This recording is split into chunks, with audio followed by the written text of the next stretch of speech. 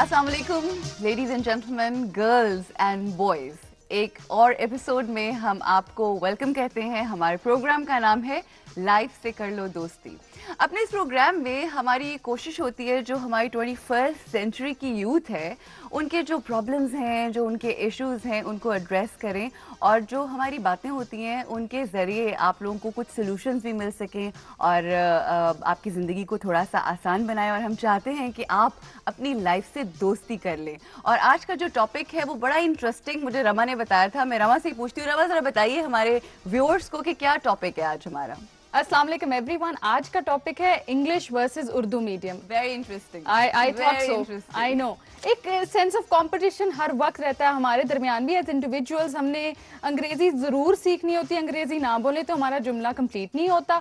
और मैं और रूज पहले भी बात कर रहे थे कि बचपन में भी जब स्कूल में नहीं भी गई थी तो I used to be glued to the TV कि सेसमी स्ट्रीट देख रही होती थी, कोई एक लफ्ज़ मुझे आ जाए। जी, बहुत कोशिश की अंग्रेजी सीखने की। नहीं, बट आई थिंक आपने काफ़ी अच्छी कोशिश की और आप काफ़ी कामयाब भी हो गई हैं। मगर जो हमारे बुजुर्ग होते हैं ना उनको हमसे बड़ा गिला होता है कि हम एक लफ्ज़ भी पूरा अंग्रेज़ी के बगैर मुकम्मल नहीं कर सकते। इसी हवाले से आज बात होगी, यही हमारा आज का टॉपिक है।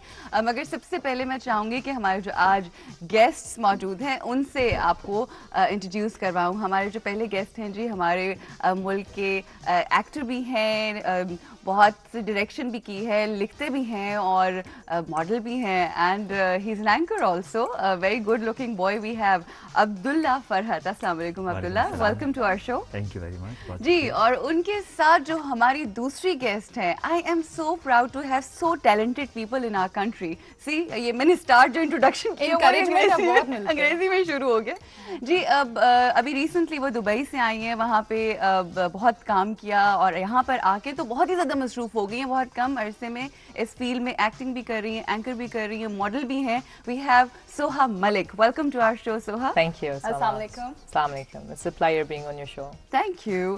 सो टॉपिक आप लोगों को पता चल चुका है, बड़ा खतरनाक है। But talk of the town है। अब्दुल्ला, मुझे लगता है आपको तो प्रॉब्लम नहीं होगी सिर्फ उर्दू बोलने में, बिकॉज मैंने सुना आपकी उर्दू बहुत अच्छी है। अल्लाह करे ये बात बिल्कुल ठीक हो जैसे आपने सुनी है, लेकिन मसला ये है कि मैं जिस माहौल में रहता हूँ ना, वहाँ इतनी अंग्रेजी की बरसात हो रही है कि मेरा ना भीगना जो है जरा मुश्किल होगा। हम आपको कन्वर्ट ना करें। अभी तक तो आपने पूरी उर्दू बोली है। जी, अभी तक तो मैंने पूरी उर्दू बोली जी। और आपने अंग्रेजी के की फेवर में है। लाजमी सी बात है कि जब आप एक एनवायरनमेंट में रह रहे हैं जहाँ सभी लोग तकरीबन they are using English and Urdu का एक मिक्सचर, तो रंग तो चढ़ता है। सही। अच्छा, क्यों रमा, ये ऐसा क्यों है कि हम जब पाकिस्तान में उर्दू और इंग्लिश की जब बात करते हैं तो इतने कॉम्प्लेक्स्ड हैं, जिसमें जिस तरह से आपने ये बात की, इन्होंने अपना एक्सपीरियंस बताया। आप यकीन करें अब्दुल्ला एंड सोहा, जब मैं बच्ची थी तो मुझे बचपन से लोग कहते हैं ना, बड़े होकर आपको बनने का शौक होता है, मैं डॉक्टर बनूंगा, इंजीनियर बनूंगा। मुझे अंग्रेजी बोलने का बहुत शौक था और उसके लिए लिटरली, मैं मजाक नहीं कर रही हूँ, कि मैं जब तक 10th में नहीं आई थी मैं अंग्रेजी नहीं बोल सकती थी। And I would ask people कि जी मेरे साथ अंग्रेजी बोलें, मुझसे, मैं अंग्रेजी बोलना चाहती हूँ। बस यही एक शौक था। और उसके बाद बस फिर थोड़ी बहुत कोशिश की और कुछ क्लासेस ली। लिटरली मैं आपको बता रही हूँ, इस हद तक ऐसा ये इम्प्रेशन था कि लोग समझते हैं कि आप सीख नहीं सकते, पैदा होते अंग्रेजी बोलना शुरू कर देते हैं। अच्छा, कॉन्सेप्ट यही है कि अभी माँ की गोद से उतरे तो जरूर ABC आनी चाहिए। अच्छा, ये भी बहुत होता है that I am more comfortable in communicating in English at times. अब पता नहीं, it comes with habit, मगर I'll be honest with you, I am more comfortable. Expression I don't know, वैसे ये ठीक है कि नहीं। एक्सप्रेशंस जो होते हैं वो इंग्लिश में आपको अल्फाज आसानी से मिल जाते हैं जो उर्दू में यूजुअली नहीं मिल रहे होते हैं, बिकॉज उर्दू पे इतना अबूर होता नहीं है हमें। और हम लोग की वोकैबुलरी भी इतनी नहीं रही लिमिटेड उर्दू में। इतनी लिमिटेड है, इसमें हमारा ही कसूर है। ये नहीं कि उर्दू तो देखा जाए कितनी तो वो अंग्रेजी में क्यों ज्यादा है, मतलब ये बात सोचने वाली है ना। वो अगर उर्दू में कम है तो अंग्रेजी में क्यों ज्यादा? क्योंकि माशरे में उसी तरह बोला जाता है। माशरे में इस तरह नहीं बोला जाता। आप अभी बाहर जाइए और किसी बंदे से पूरा एक अंग्रेजी का जुमला बोल के देखिए, उनको तो नहीं आपको जवाब में कहेंगे जी आप क्या कह रही हैं, उसको नहीं समझ आएगा। लेकिन देखिए ना, माशरे का अगर आप मतलब ये ले रही है ना कि क्लास में आप कम्युनिकेट करते हैं। जी जी, नहीं, आप माशरे की जब अब्दुल्ला इम्प्रेस तो बड़े होंगे लोग, वो शायद डर के ही ना आपका जवाब दें, पूरा एक सेंटेंस वो डिप्रेस हो जाएगा। डिप्रेस होएगा। मैंने समझ नहीं आ रही की गल कर रहे हैं, समझ रहे हैं ना, तो वो हट जाएगा पीछे, तो आपके साथ कभी कनेक्ट ही नहीं कर सकेगा, वो आपके साथ कभी जुड़ ही नहीं सकता।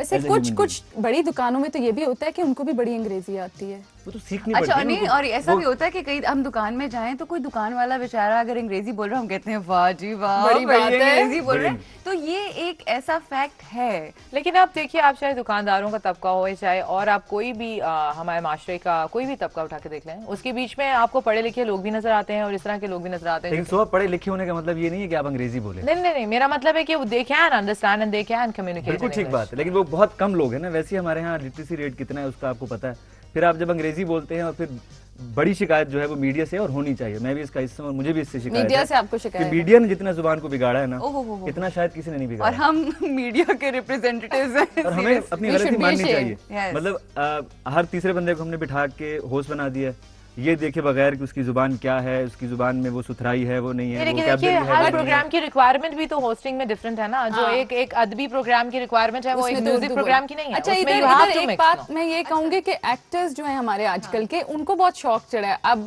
कुछ एग्जांपल्स भी हम ले लेते हैं, जैसे मीरा हैं, वो काफी कन्वर्स कोशिश करती हैं अंग्रेजी में बात करने की, जैसे भी वो बोलती हैं, बट क्यों बोल रही हैं ये बातें है ना कि आप इवन आवर पॉलिटिशियंस, हम ये बात नहीं कर रहे कि लोग बोल रहे हैं, हम ये बात करेंगे क्यों बोल रहे हैं, उसकी वो वजह क्या है। वो वजह ये है कि उर्दू बोलना इज नॉट कूल, ठीक है ना। आप उर्दू बोलेंगे इसलिए मैंने जुमला अंग्रेजी में बोला है कि जो लोग समझ रहे हैं कि मैं कूल नहीं हूँ, मैं कूल हूँ, ठीक है। तो मतलब वो आप समझते हैं कि नहीं ये कूल नहीं है बोलना उर्दू, और उर्दू अगर आपने बोली तो लोग कहेंगे कि ये तो पढ़ा लिखा नहीं है।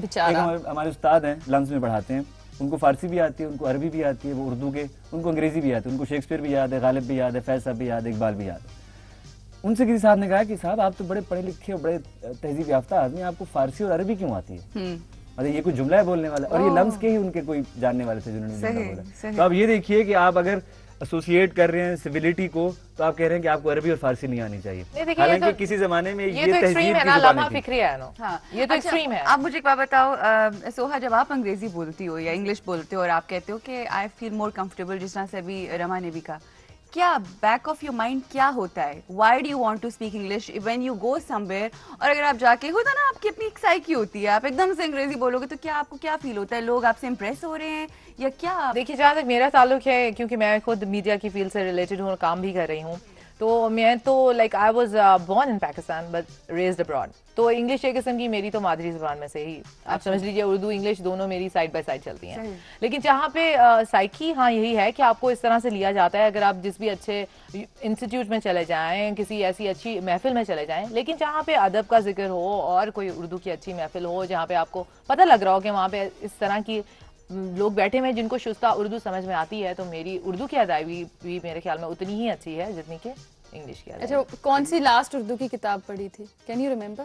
किताबें तो मैं इतनी पढ़ना क्या मुझे टाइम नहीं लगता। हाँ, आई एम नॉट, बिकॉज मैं इतना शुरू से लेकर अब तक इतना लाइफ इतनी बिजी गुजरी है मेरी, इतनी तेजी से कि टाइम नहीं मिला बहुत सी चीजों का। अरोज, हम जब स्टेटस सिंबल की बात कर रहे थे और अभी अब्दुल्ला ने भी बड़ा पॉइंट मारा है हम लोगों को भी, जो मैं बिल्कुल कोई पॉइंट स्कोरिंग नहीं कर रहे हैं यहाँ पे, एक गुफ्तगू कर रहे हैं, शायद उसमें से कोई मस्बत बात निकला है। हाँ बिल्कुल। स्टेटस सिंबल बहुत बन गया है। आप एडमिशन कराने जाते हो किसी भी इंग्लिश मीडियम स्कूल में, तो पहले तो वो कहते हैं माँ बाप दोनों आए बच्चे के साथ। अच्छा, माँ को भी एक मॉडर्न सी माँ बन के जाना पड़ता है और सिर्फ वो अंग्रेजी में कन्वर्स कर सकती है, वरना बच्चे को एडमिशन बहुत चांसेस होते हैं कि ना मिले। हाँ, गवर्नमेंट स्कूल्स की बात और है, लेकिन प्राइवेट स्कूल्स में तो यही क्राइटेरिया है। I didn't know that. वैसे I am telling you this happens. मसला है, लेकिन मुझे तो ये लगता है कि मैं तो ऐसे स्कूलों के भी खिलाफ हूँ ऑनेस्टली। अगर जिस तरह के स्कूलिंग सिस्टम्स हैं आजकल, अगर मेरे बच्चे होंगे तो मैं उनको नहीं भेजूंगा, मैं उन्हें घर पे ट्रेन करूंगा, क्योंकि मुझे लगता है कि मैंने स्कूल से, यूनिवर्सिटी से, कॉलेज से अब तक कुछ भी नहीं सीखा।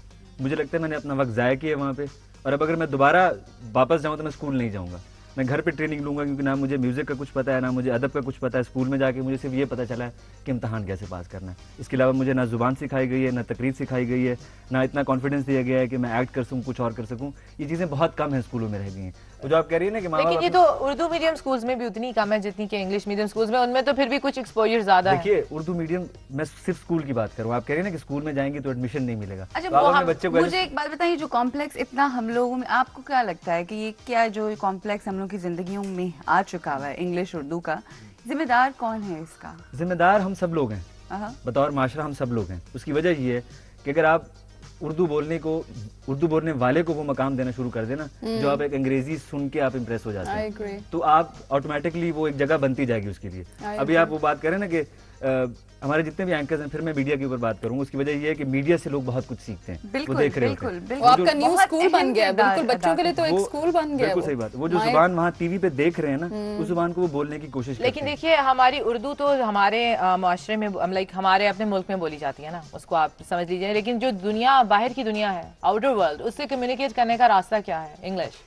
सो इफ यू आपको अगर दोनों जबानों पे अबू रखिए, ना ही बिल्कुल प्रो उर्दू हो जाइए, ना ही बिल्कुल प्रो इंग्लिश हो जाए। जी, तो डिस्कशन हमारी अभी आगे बढ़नी है, इसको मजीद डिस्कस करना है। लेडीज एंड जेंटलमैन, यहाँ पे हम लेंगे एक छोटी सी और ब्रेक के बाद मीडिया से रिलेटेड एक बहुत ही इंटरेस्टिंग आपको बात बताएंगे आफ्टर दिस ब्रेक।